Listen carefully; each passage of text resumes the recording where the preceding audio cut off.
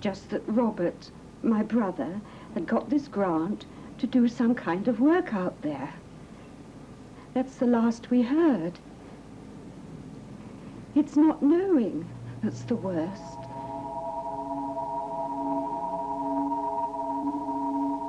If I were to say I'd noticed anything unusual, it would really only be with hindsight. There was nothing strange about her behavior. She simply disappeared.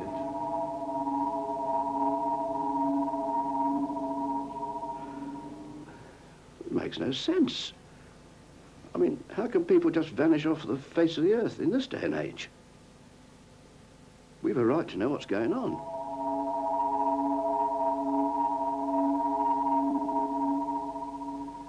Those people you've just seen have all lost someone close to them. A relative, a colleague, a friend. Lost in mysterious circumstances, sudden and inexplicable disappearance without trace. If you're wondering what this sort of story, important and even tragic though it may be, has to do with science report, well, we have to go back in time some 18 months when we began work on another film which examined the scientific brain drain from Britain. That film was never completed because our inquiries led us into some strange and unexpected byways. And they, in their turn, led uniformly to a blank wall. A blank wall below where I'm standing now at the car park of Terminal 3 of London's Heathrow Airport. We begin this special report with part of that uncompleted film from our reporter, Colin Benson. Dr. Anne Clark, who works in this building, is one of Britain's younger generation of research scientists. Her speciality is solar energy. Like many others in her position, Anne Clark is contemplating joining the brain drain and leaving the country. Well, it's entirely a question of facilities. I mean, look at the mess I'm supposed to work out of. Look at this building. If I and people like me are going to do the job we've been trained to do and are capable of doing, then we must be given the means of doing it.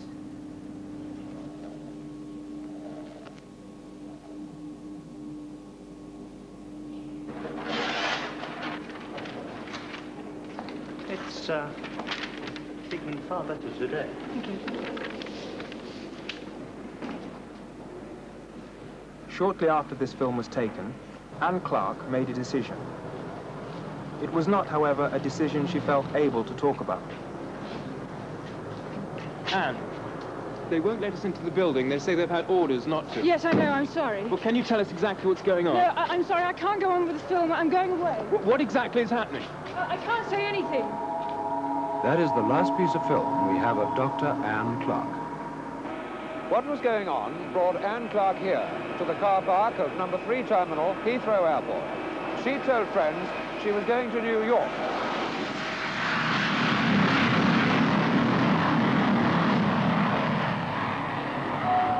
British Airways to New York, flight 501. Passengers should go through passport And yet there's no control record on of the Anne first floor Clark to the leaving this departure airport lounge. on that or any other day. The only evidence she was here at all is her abandoned car. Beyond that, nothing.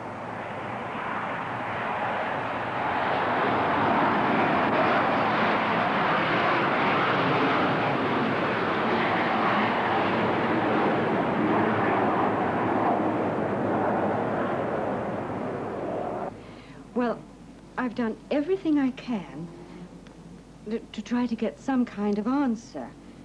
But there's nothing.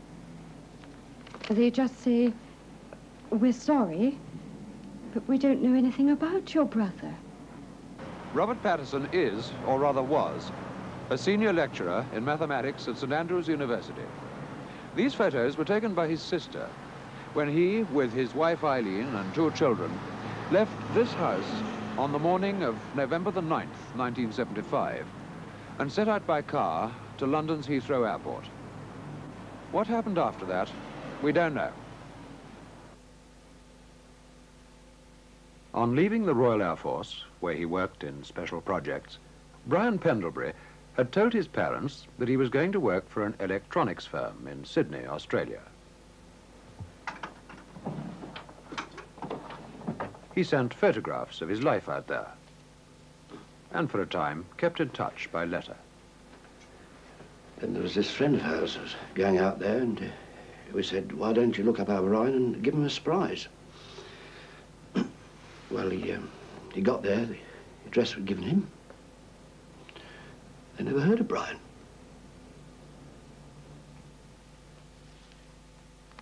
Despite the letters and photographs, which remain unexplained, there's no further evidence about Brian Pendlebury other than the fact that his name appears to have been checked in at London's Heathrow Airport for a flight to Sydney.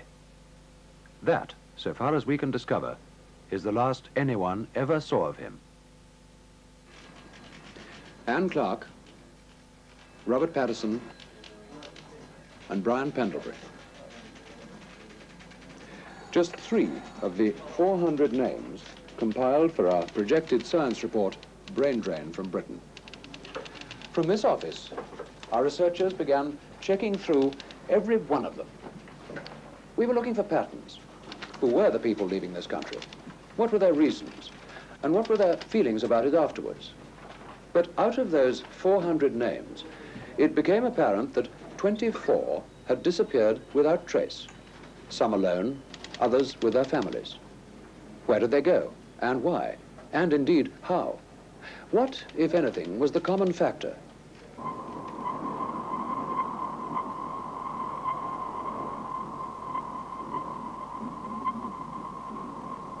Jodrell Bank Radio Telescope, where, although no one realized it at the time, the second part of our complex story was beginning to unfold. Sir William Ballantyne, distinguished radio astronomer, was setting out on a journey he was never to complete.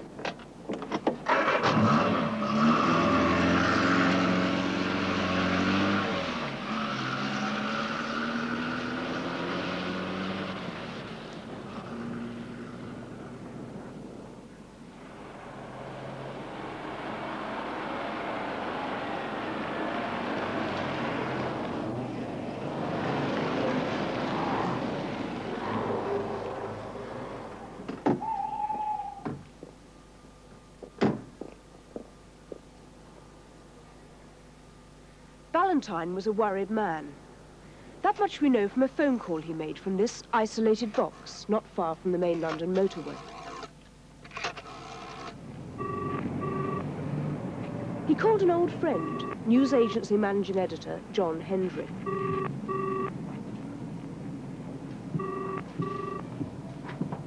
And how did he seem to you? He sounded agitated, which was unusual, because he was a very calm, self-possessed man normally. He said he was driving up to London and wanted to see me later. I said, fine. And he also asked if I'd received a package, which he'd posted the day before. I said I had.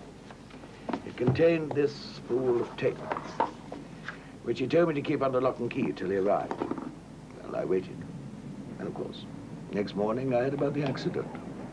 These photographs of the crash were taken by an agency cameraman. Despite considerable news coverage, only one photo was made available to the national press and television.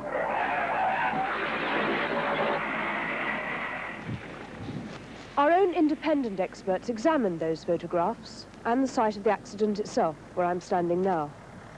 They drew no firm conclusions, except to say that the cause of the accident remained, to them at least, peculiarly unclear. But what of the videotape, which Ballantyne had been so anxious to get safely to his friend John Hendry?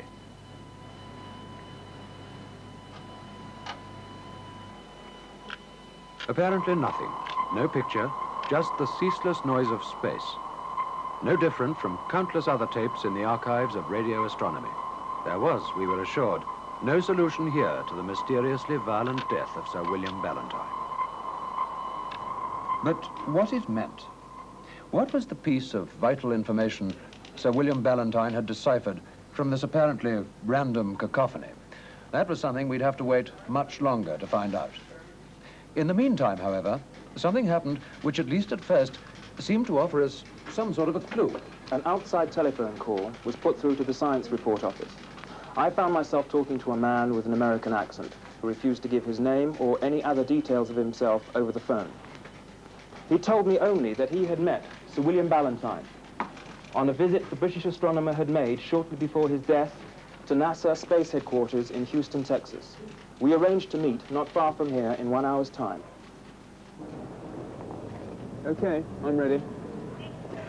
What you are about to see may be considered by many of you unethical. However, we believe that in the light of subsequent developments, our action was justified. Benson was equipped with a miniaturized transmitter so that we could record the conversation between them. And a hidden camera was positioned near the market where the meeting had been arranged. Colin Benson. Yes, hello. Hello. Here, or would you like to go back to the office? We're all right here. Listen, something I have to know. How far are you going to go on this thing? I mean, all the way. That's what I'm here for. Can you help? Oh, I can help. But we do this thing my way, okay? Okay, fine. Let's walk on a little bit, okay? I'm sorry if I seem a little bit nervous. It's mainly because I am. Nervous? Of what? Contracting a fatal case of measles, you know what I mean? Like Valentine. You know what happened to him? I know why it happened. And I gotta get it on record before they find out I'm over here. They? Who are they? Listen, let's just stick to me telling you what I have to tell you, okay? Okay, fine. This address tomorrow morning, 10:30. Bring everything you got. Cameras, tape machines, witnesses. That's the kind of protection I need. I'll have everything for you there.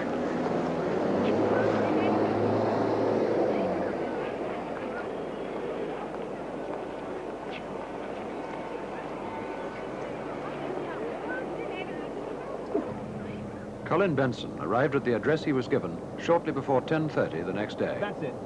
Together with a full camera crew. Okay, drive in. Okay, sound? Yep, running.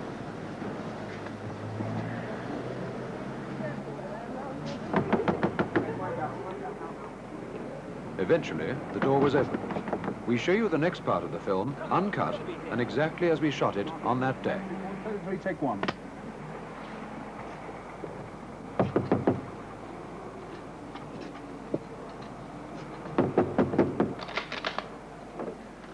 Who is it? Anglia Television. Science report. Who? This is number 88, isn't it? Yeah, 88. We're here with the television crew to see a Mr... Is there an American... You mean Harry? That's it. Can we come in, please?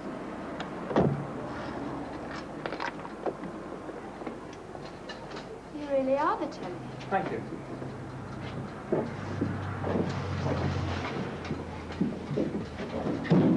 I don't know what this is all about, but you're not going to get much out of Harry right now. Come on, lads.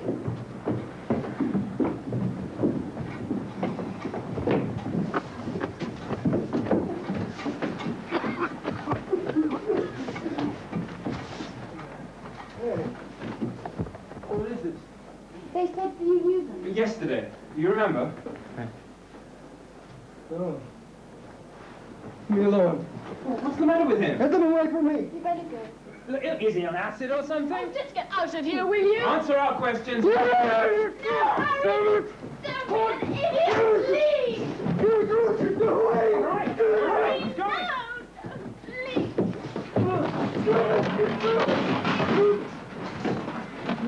All right, we're going, okay? Hey! It was the last we saw of the mysterious young American. Despite returning with the police barely half an hour later, who kept watch on this house for several days, we found no one. Elsewhere, however, more pieces of this strange pattern continued to fit into place. The great world drought of that summer was unequaled in recorded history. Europe's normally green dairy country was reduced to a dust bowl. Cattle, finding no moisture in the grass, had to be provided with increasingly scarce water and fed next winter's fodder. In Britain, it was the same story of parched fields and poor crops. In France, forest fires out of control devastated huge areas of woodland.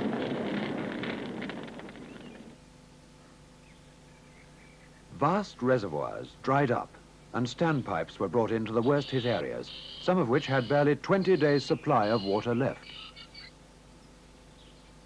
The River Thames was reduced to its lowest level in living memory. There was no panic, only a growing sense of unease that what we were experiencing was unnatural and that the Earth's climate was moving towards a radical change. Melbourne, Australia, where the Yarra River was reduced to a polluted trickle in which fish and water life were almost completely destroyed. Before water restrictions tightened, desperate efforts were made to save the rare and valuable trees in Melbourne's famous botanical gardens. Northern India was in the grip of the worst heat wave for over 50 years. In Bihar, the temperature reached 48 degrees centigrade, 120 degrees Fahrenheit. Thousands died, and the hardship to animals and crops was unimaginable. The African desert continued its encroachment on fertile land, destroying all in its wake.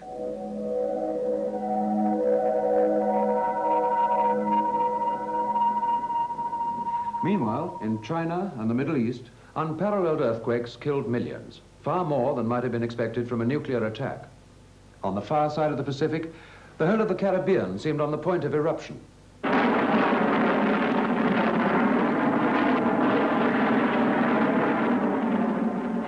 Volcanoes, thought to be extinct for thousands of years, were suddenly erupting into dreadful life.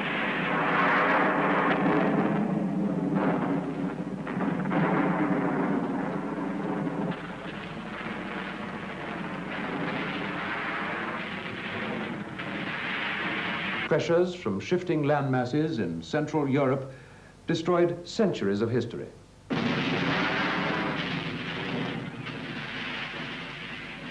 In parts of Italy and Yugoslavia, many ancient towns were reduced to rubble. International rescue teams evacuated thousands from the threatened area, but many others were too broken by the experience to leave. Scientists began to suspect that the balance of the Earth's ecology was far more delicately poised than they'd yet realized.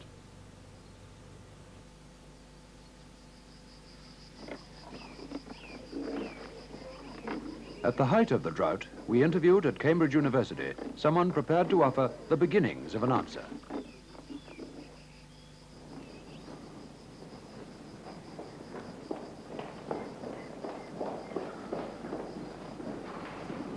You hear them?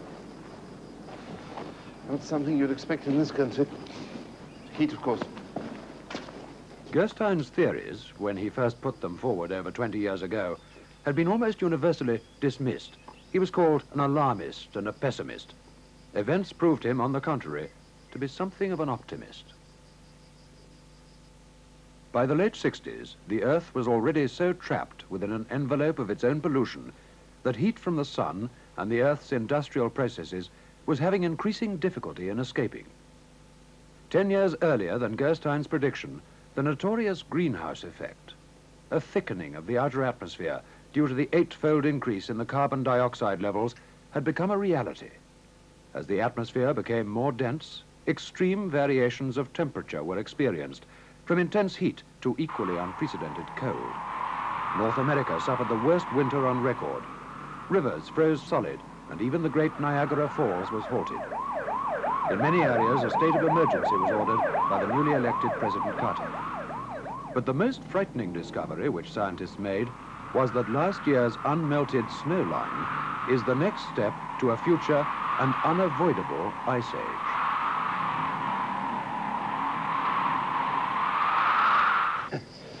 At the Huntsville, Alabama conference of 1957, my ideas were at last being taken seriously by a small group of senior physicists and government advisors. But by then, of course, it was too late. What was this with those people?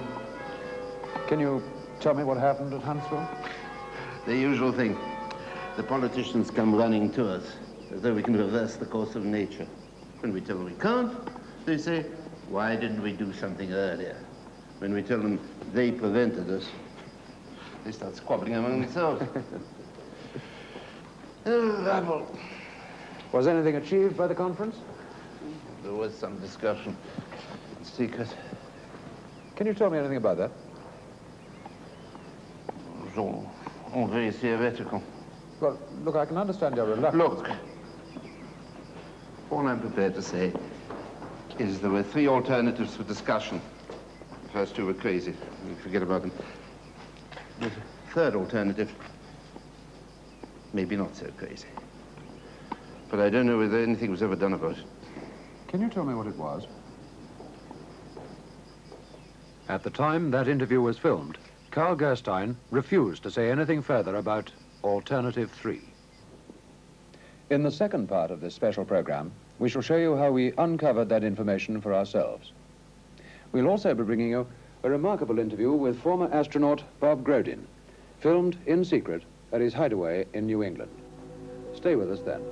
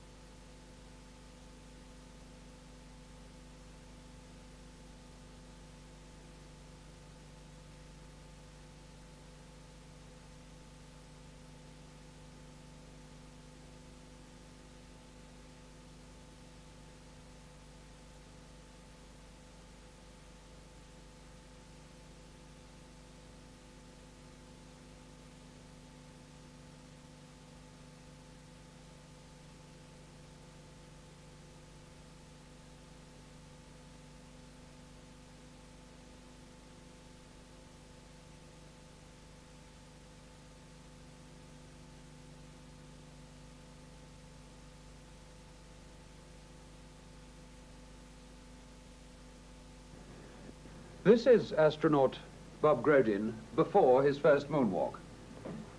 More than one of the men who were part of that first Apollo program found it difficult to readjust to life back on Earth, but no one more so than this man.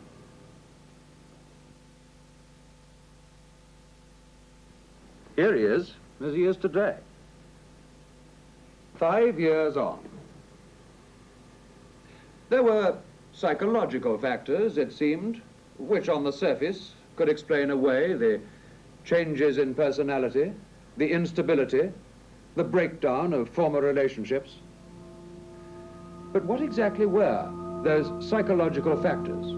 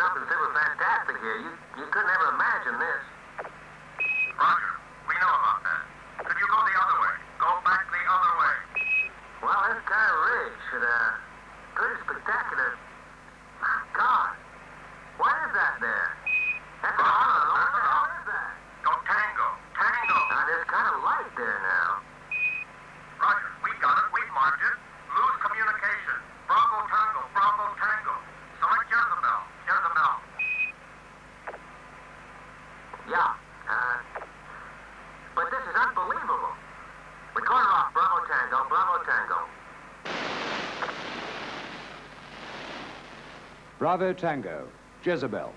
A form of code, but meaning what?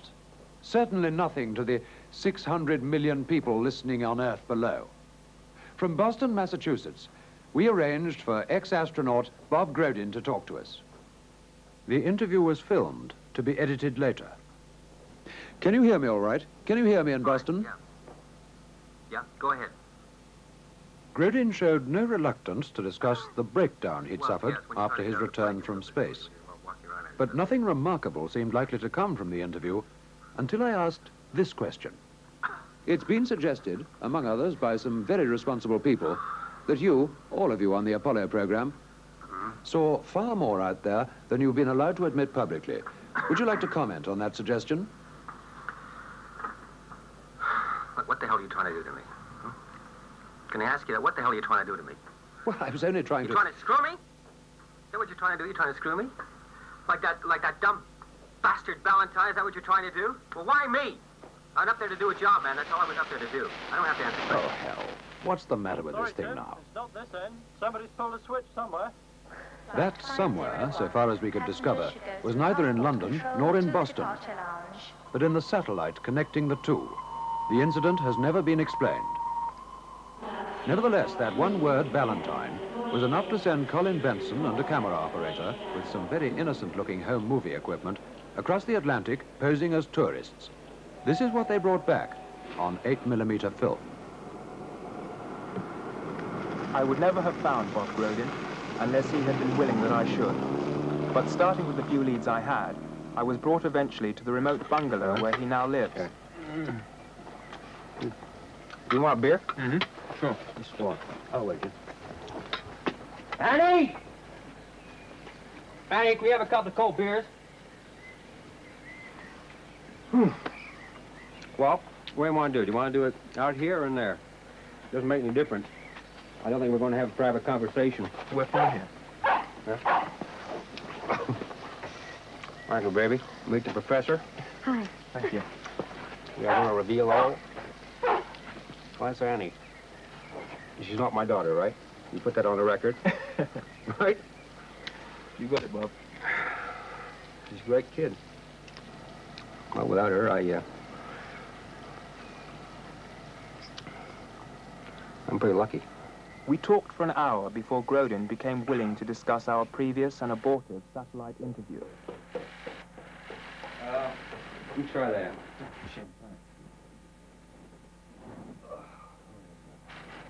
What exactly can you tell us about Ballantyne?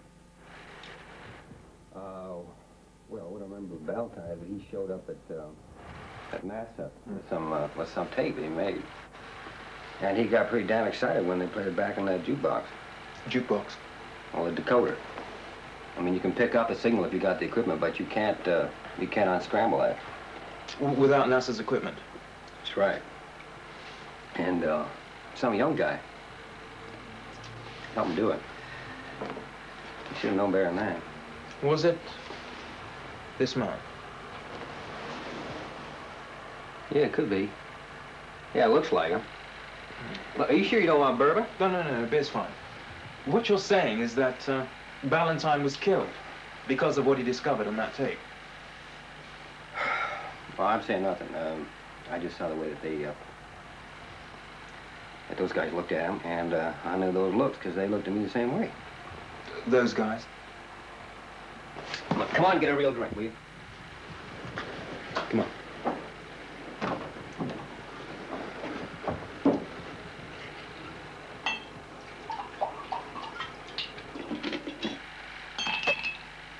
Okay, Bob.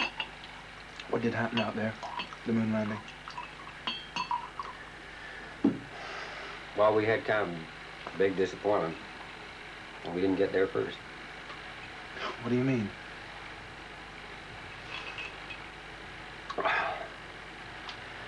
Those later Apollos, they're just a smoke screen. They cover up what's really going on out there. And the bastards, they didn't even tell us. Nothing. Well, what is going on? Well, how the hell should I know? You asked the Pentagon, you phoned the Kremlin? After all, they were first out of space. I mean, you don't think they just gave up, do you? Give up? I'm not a drink. You want a drink? No, I'm not a bitch.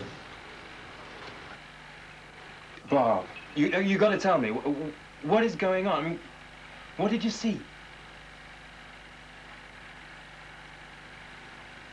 Well, we came down the wrong place. And it was crawling. Made what we were on look like a milk run. You're talking about men from Earth? Do you think that they need all that crap down in Florida to get two guys up there on a bicycle? The hell they do. You know, You know why we're there? To give them a good PR story for all the hardware they're shooting out into space. I mean, we're nothing, man. Christ, we're nothing.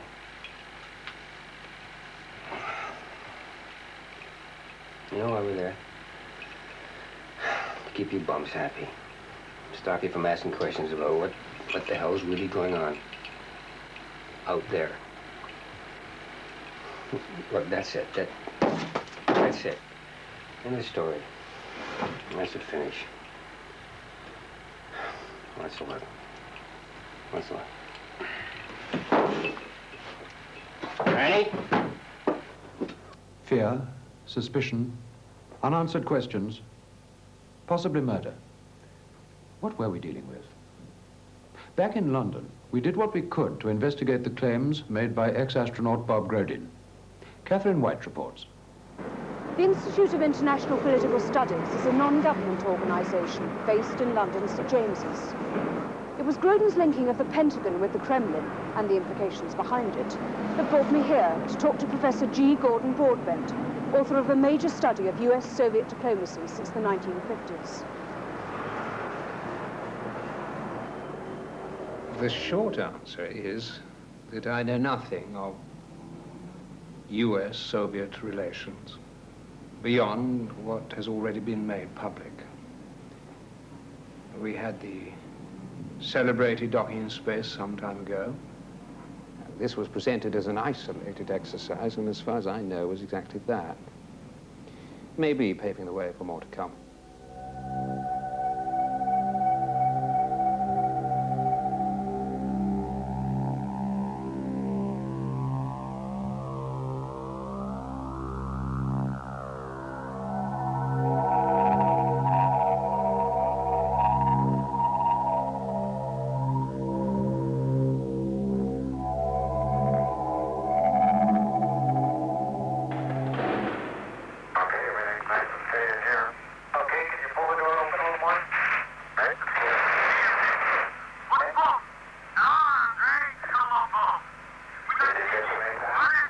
Though on the broader issues of Soviet-US cooperation, there is an element of mystery which puzzles many people in my field.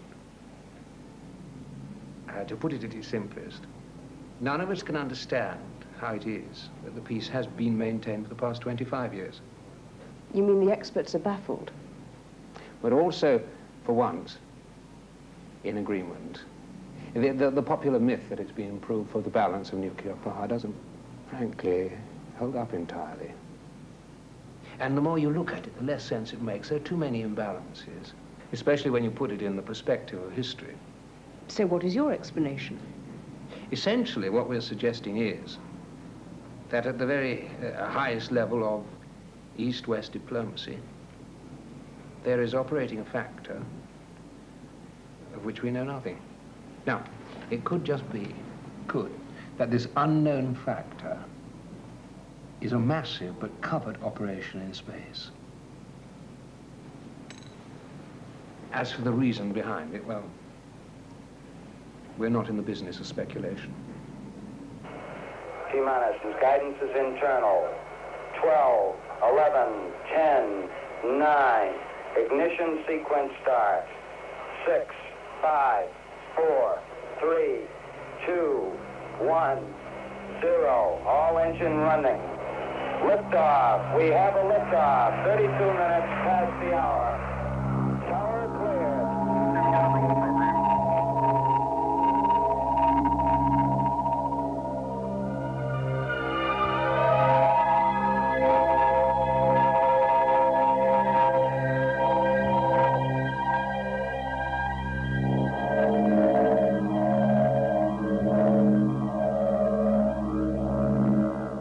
This is the colossal power needed to pull clear from the Earth's gravitational field and put, in Grodin's words, two men on a bicycle on the surface of the moon.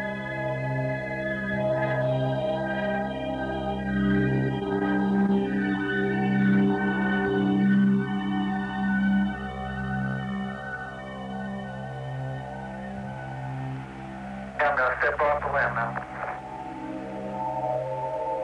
That's one small step for man, One dial lead from the inside.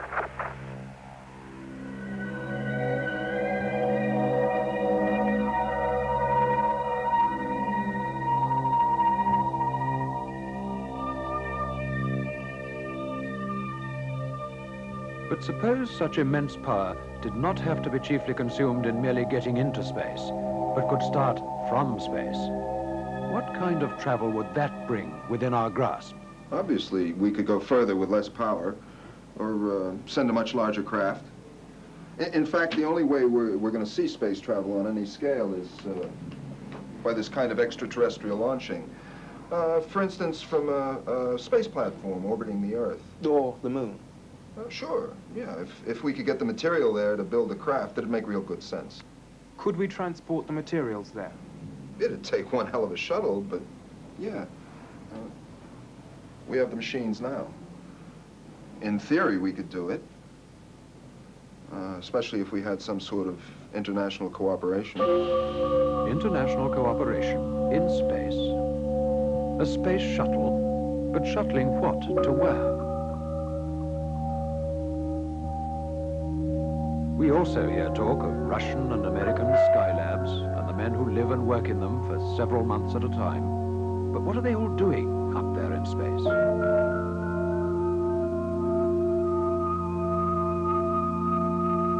We tend to think of the arms race and the space race as practically the same thing. Visits by one side to the other. Here, Soviet technicians and astronauts are greeted by their American counterparts, have been dismissed as diplomatic courtesies. Procedures. We have a working relationship that's quite good with the Soviet Union. I'm sure it's going to continue. But the Russians were the first in space with their Sputnik in 1957.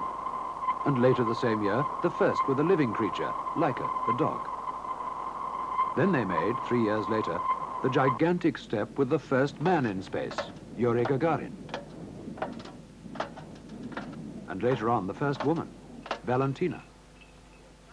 The drive to make the first man on the moon an American was launched by President Kennedy. First waves of modern invention and the first wave of nuclear power.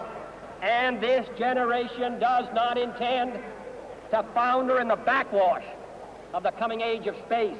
We mean to be a part of it. We mean to lead it. By the late 60s, the Russians, it seemed, had simply dropped out and stopped trying.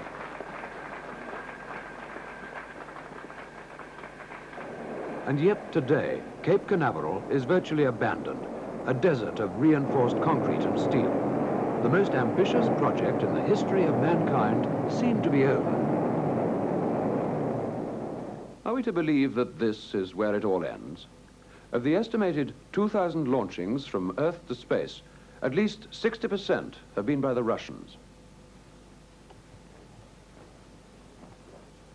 The near side of the moon's surface, the side visible to us here on Earth. The flags indicate acknowledged landings of American and Soviet craft. Among the spaceships the Russians sent up was the Vostok, supposedly not intended to reach the moon's surface. But in 1972, this sighting was recorded. More detail, please. Can you give more detail on what you are seeing? It's something flashing. That's all so far. Just a light going on and off by the edge of the crater. Can you give the coordinates? Well, there's something there. Maybe a little further down. It couldn't be a Vostok, could it? Well, I can't be sure. It's possible. The Russian Vostok flights took place in the early 60s. They were, as we've said, Earth-orbiting spaceships, not designed to reach the moon. So what are we to make of this casual suggestion by Houston Mission Control and an equally casual acceptance by the lunar module pilot that in 1972 an obsolete Russian spaceship is orbiting the moon, flashing its lights?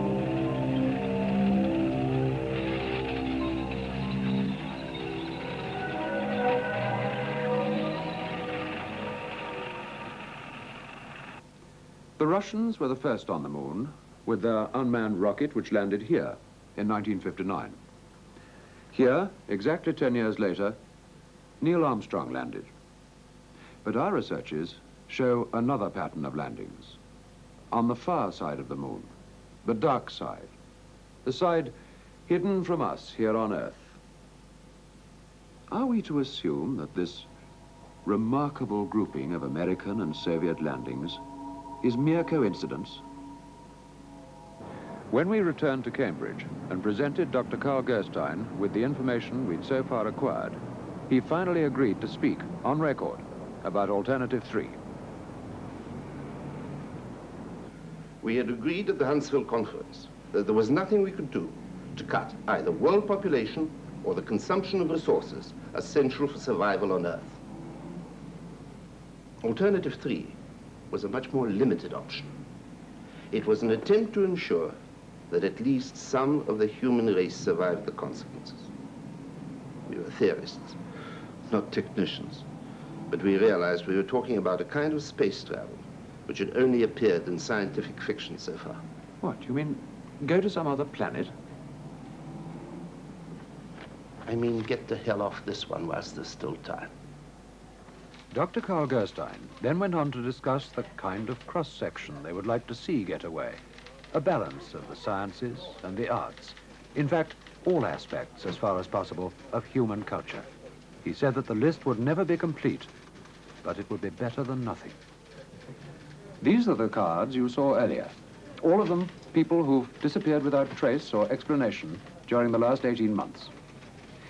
In other countries, they have similar lists. All people forming that same kind of cross-section that Carl Gerstein described. All were in good health and all under the age 55. But where have they gone?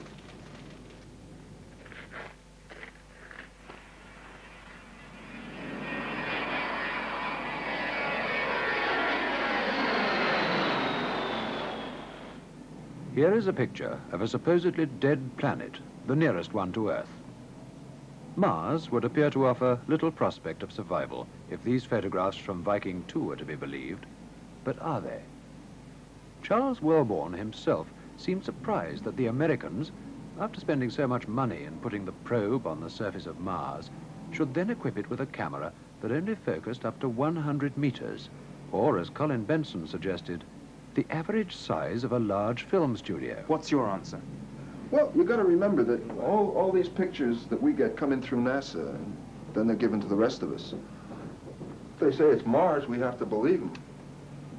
It's the same thing with audio. I mean, we don't hear everything that's said between mission control and the spacecraft. There's a second channel.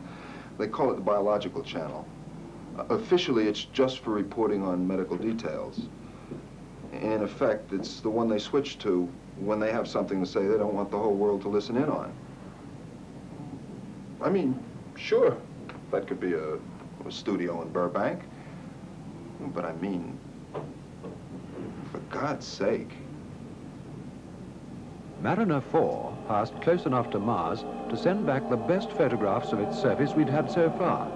But was it all just like this?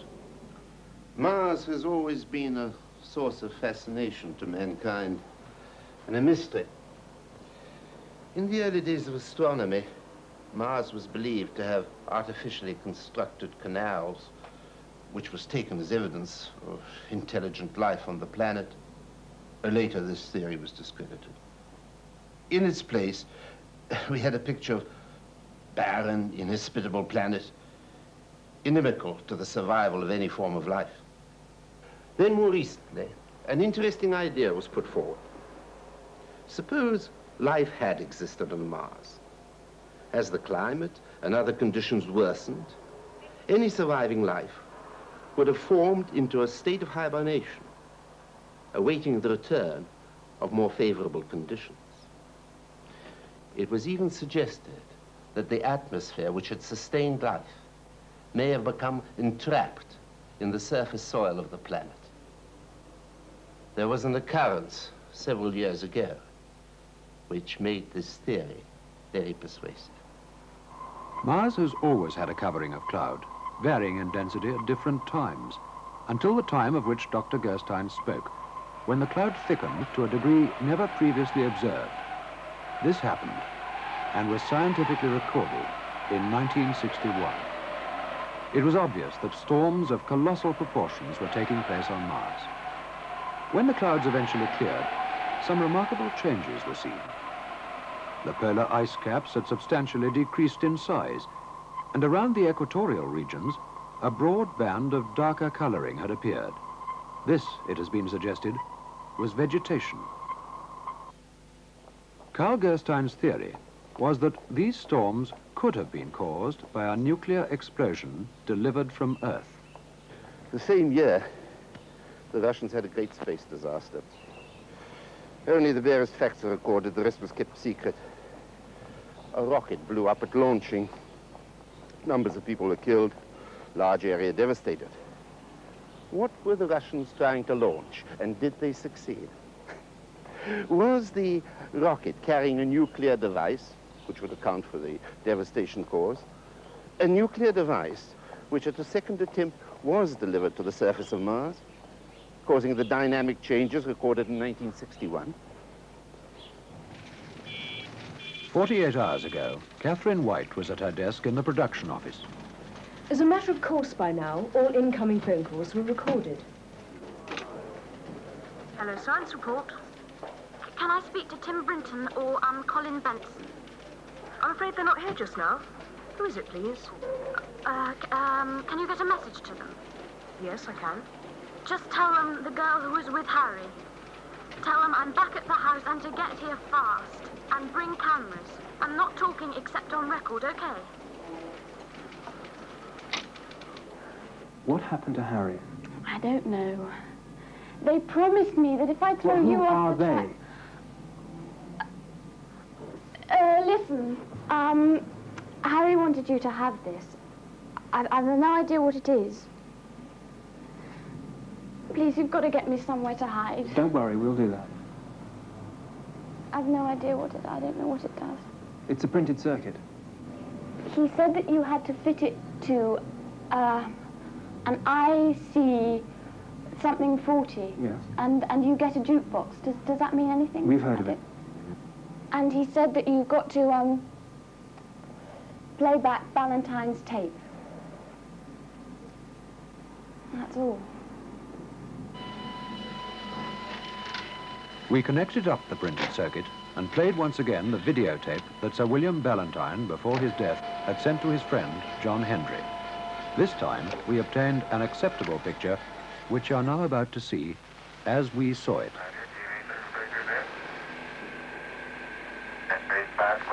Comrades, can you hear me and yourself? Get the picture on the TV.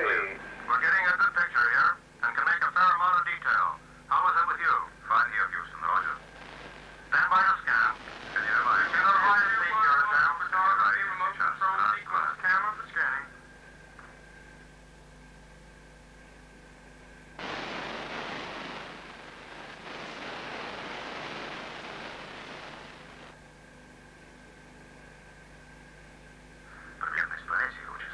Okay, and mode 1 scanning.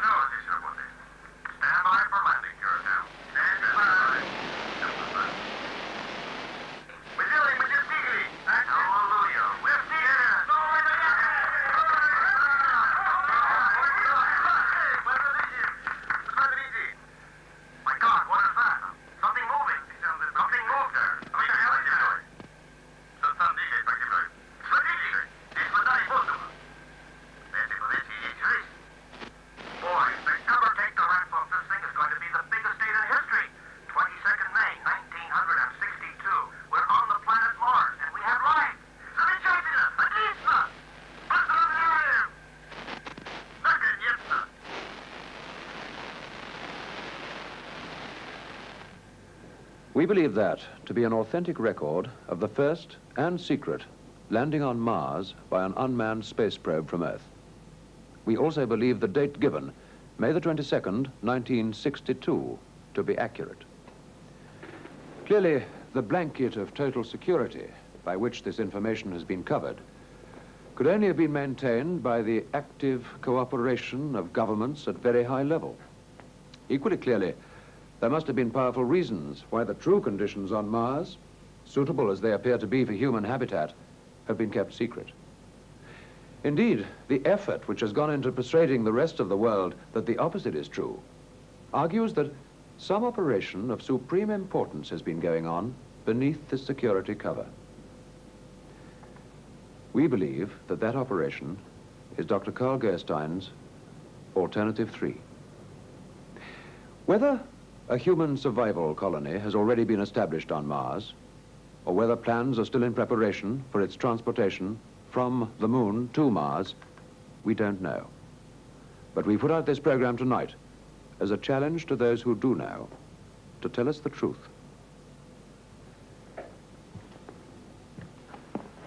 We regret if the implications of what you've seen are less than optimistic for the future of life on this planet. It has been our task, however, to present the facts as we understand them and to await the response. Good night.